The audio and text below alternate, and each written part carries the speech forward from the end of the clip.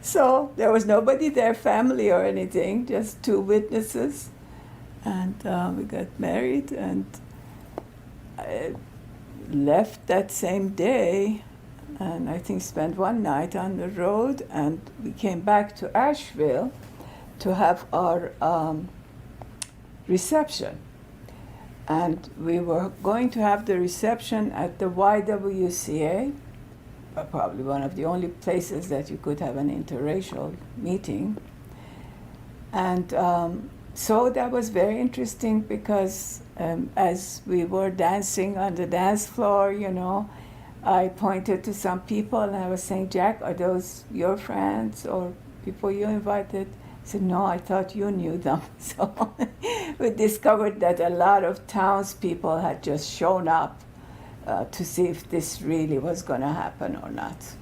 Which was really very understandable, because at that time, I mean, as the word got around, you know, I had some friends there, of course, and went to school there and all of that. So many people knew I'm getting married, and then who am I marrying and all of this. So I knew many people came to say, well, I'm going to this thing. I'm going to go see this with my own eyes. And they went there, and again, some kind of sheepishly, you know, said, well, I'm saying, yeah, Party everything crashers. is cool. Everything is really okay.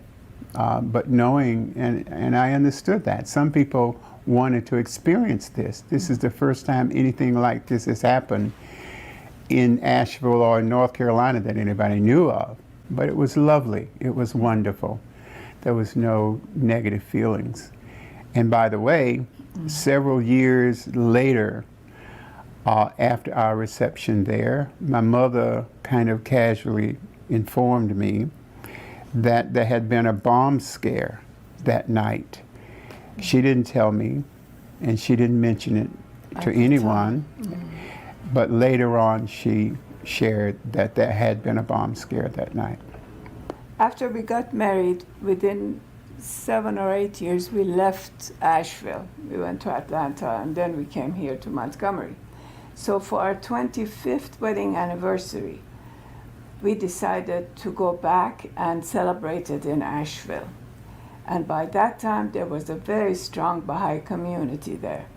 And they did an amazing job of publicizing this event, because we went back to the same YWCA, and they had arranged for interviewers to come and interview us before the party, and then they announced it, and they came to the party, covered that, and played it 2 nights in a row on prime time, saying basically how Asheville has changed, and we're so happy this couple is back here to celebrate their 25th anniversary.